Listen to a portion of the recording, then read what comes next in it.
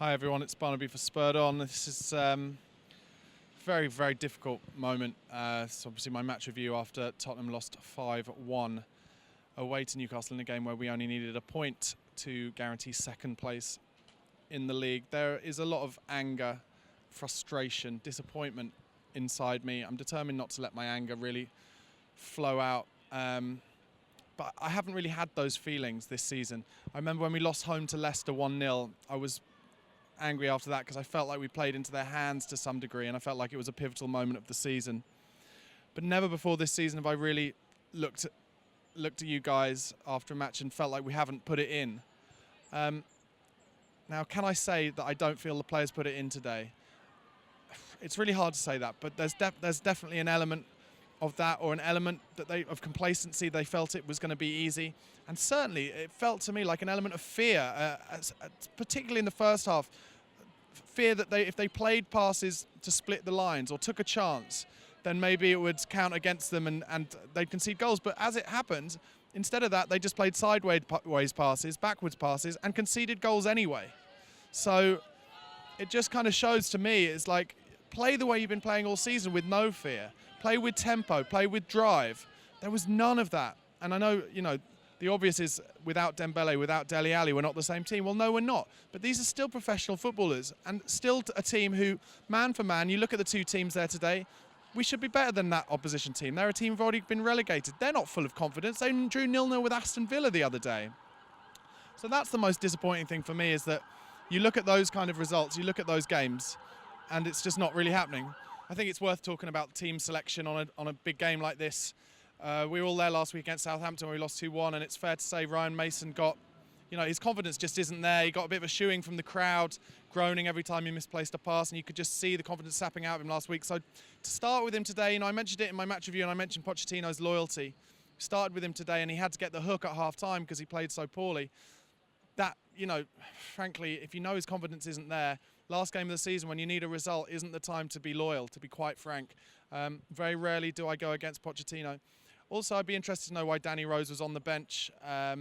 If he's on the bench, surely he's fit, but maybe he was, I don't know, I didn't hear of any injury. Ben Davies didn't do anything particularly bad, but what you get from Danny Rose is hustle and strength and belief and going into challenges hard. What I felt today was there was no real strength in the challenge. People were pulling out of challenges, and you don't want to see that on any game. And when it happens right at the end of the season, you start thinking, oh, are they worried about their place in the Euros, etc., etc. It doesn't matter about that. We needed a result today. We needed that. We didn't get it. Absolutely heartbreaking in a lot of ways, because if you look, I did an interview with Emma Story, and she talked about it. She feels like it's taken a lot of the gloss off the season, these last 4 games. I know exactly what she's talking about. Going into the summer now, I'm not going to talk about the other side, the other team, but you know what it's going to be like at work. You know what it's going to be like amongst the supporters of that team. And it devastates us. And Pochettino came out the other day and said, oh, we don't need to think like that. It's hard not to, let's be totally honest. It's really hard not to. And just soul-destroying how many times just saw waves upon waves of Newcastle players streaming through against us when they were down to 10 men. And that comes from the fact that they had pace, they had drive, they had desire. They wanted it today. They really wanted it today, and they had no right to want it today, really. The only reason they wanted it is because they want Rafa Benitez to stay. But if they'd put in a performance like Spurs put in a performance today, you'd kind of almost expect it because they're down. It was the wrong way around today, and Tottenham got it all wrong. Tactically, I think Rafa Benitez set it up. I think he probably watched Southampton last week, and he set it up exactly the same way. There was no space behind them at all. We didn't get behind them once. We only started getting down the channels after about 65 minutes. And, it's just hard to know what else to say. It's been an amazing season. It's been an improved season. Lots of great positives to take from it. But the depth isn't there, and that needs to be adjusted. In a time like there where you're 2-0 down, you need to go 2 up front. He didn't trust Ng to go up front.